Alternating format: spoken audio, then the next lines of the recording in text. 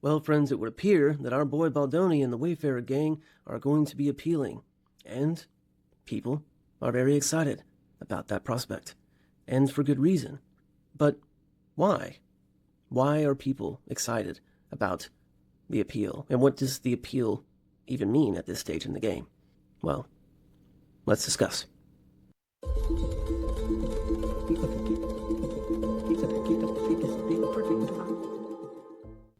When Blake Lively filed her complaint during the fallout of It Ends With Us, the story moved instantly.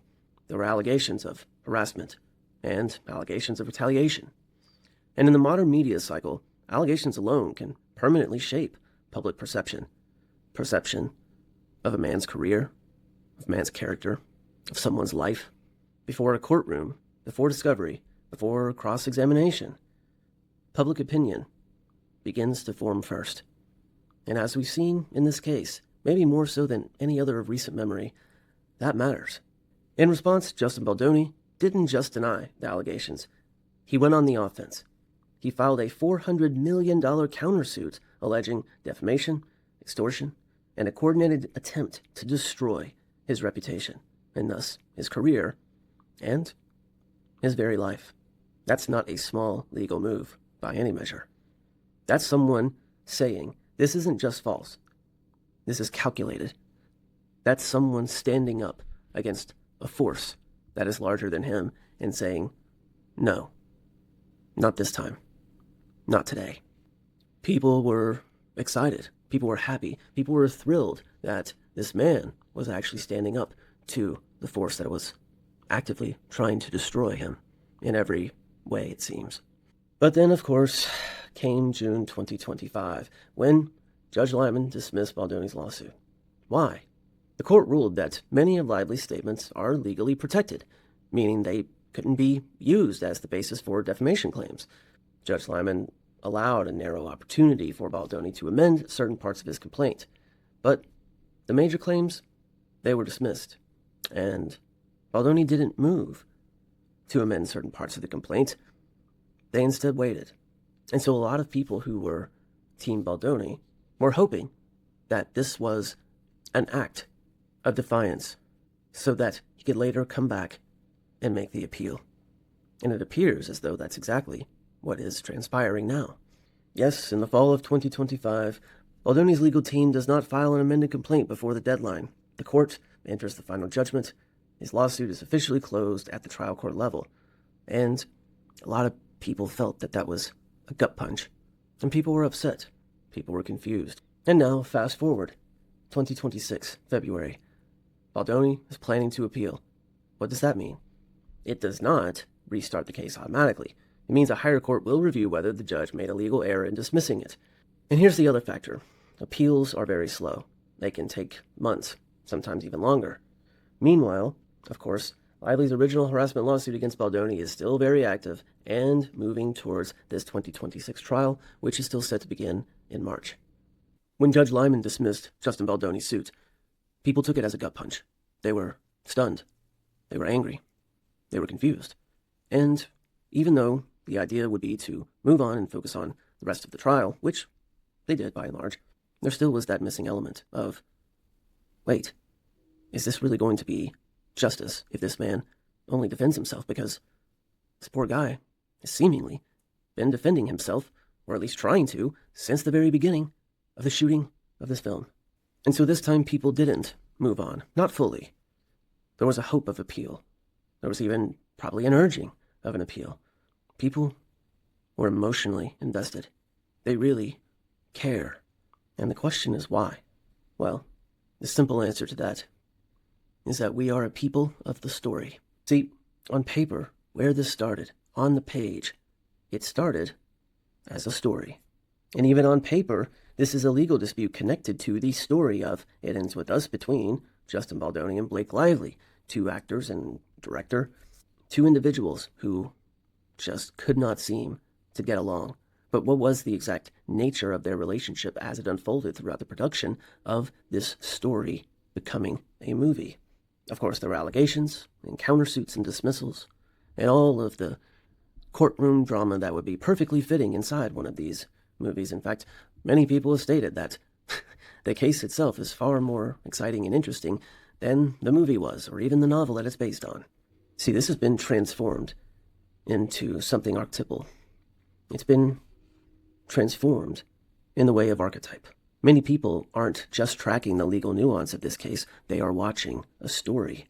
And they are not only watching a story, but they are a part of a story, because the title is fitting.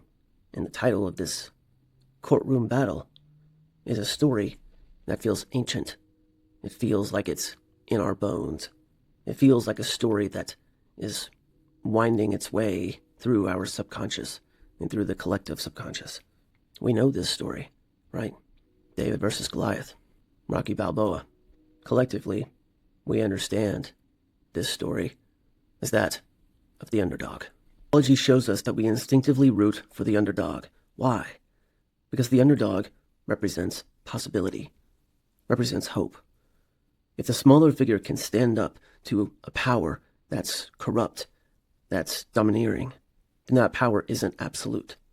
And in a time where many people feel powerless, financially, politically, culturally, socially, that hope hits us very deep. And when hope hits us at the deepest levels of who we are as a people, as a collective, as humans, well, then something like an appeal becomes symbolic. It says, I'm still standing. I won't back down. I won't be taken advantage of. I won't be taken out. I won't be bullied and pushed around. I will stand. And us as a collective, us as a people, we will project ourselves into that fight because we are already in that fight in our own lives every day. And this perception, it drives emotion. And so to many observers, Blake and Ryan, of course, represent the elite, the Hollywood power. They were even referred to as the power couple, and that's stated, of course, in this society as a positive thing, because this society, of course, is dominated and is driven by the ego, and egoic consciousness, power, money, status, fame. These are the things that the ego strives for, that sets it apart and says, we are the elite. We are better than they.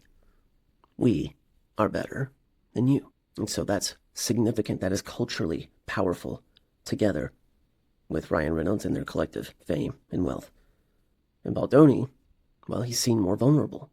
He is, in his own right, a spiritual man. He is less institutionally protected. And whether that perception is fully accurate or not isn't even the point. The nervous system responds to a perceived imbalance. And when we sense imbalance, we instinctively defend the smaller figure. It's in our nature. It activates fairness instincts, protector instincts, and yes, even rebellion instincts. And we can see this in this dichotomy. Blake and Ryan are not, in their own minds, the domineering couple. They are not the Goliath in the story in their own minds. They, of course, are the victims, because the ego will never play the part outright that it is the one dominating. It will always cast itself with the good old victim card.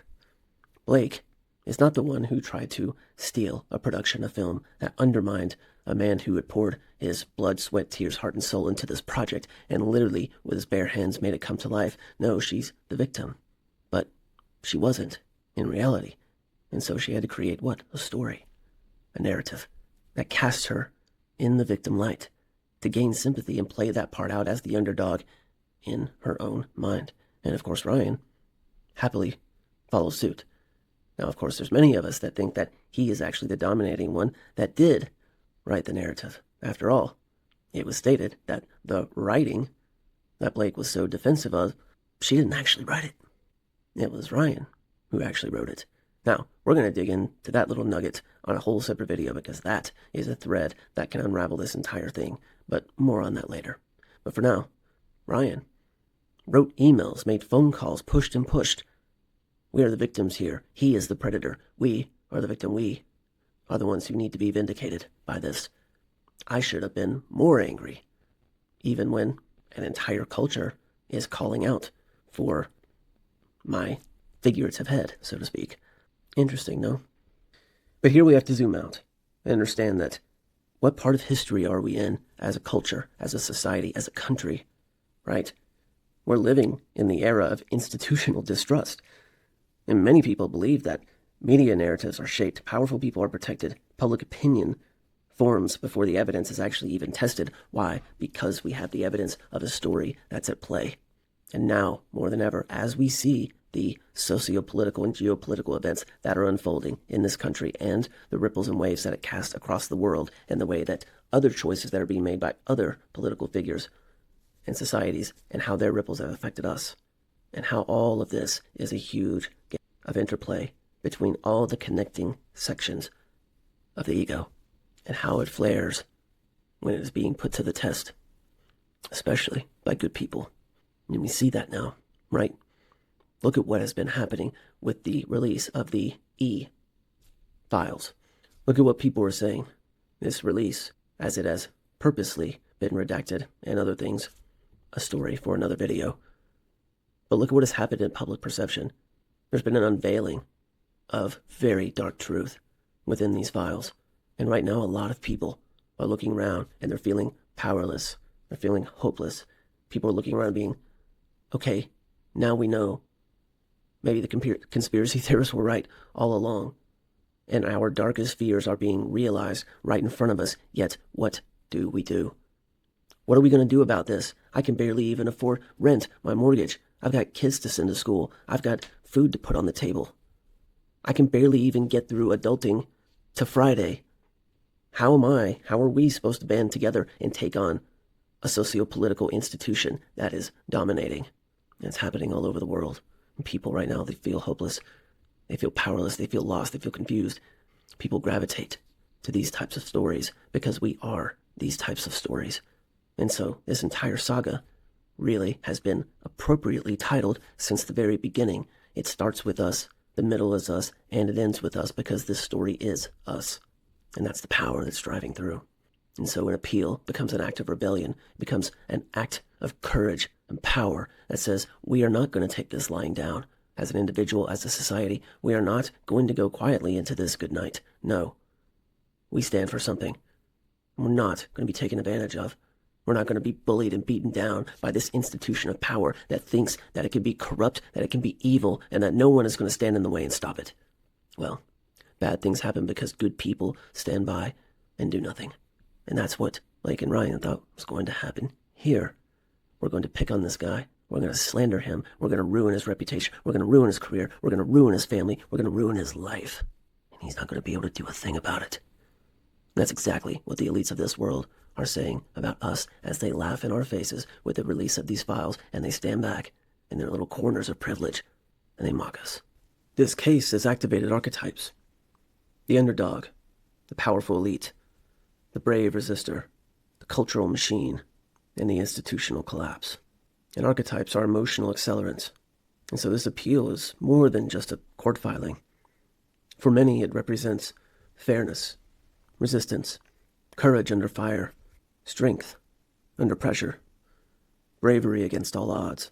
It represents possibility, hope. Hope that in a world where everything seems to be shrouded in darkness and corruption, that there is still a possibility out there that good will triumph over evil, and that there's a chance that when the smaller figures take on the institutions, these powerful, corrupt elite institutions that would rather see us dead than standing in their way on their global quest for greed and power, that there is a hope, and that hope stands with us in our pursuit of truth and justice for all. Thank you for being here. I am Aaron Justice. Stay tuned, because we're going all the way with this one, all the way to the end. And just like it began, it will indeed end with us. Till next time, keep hope alive.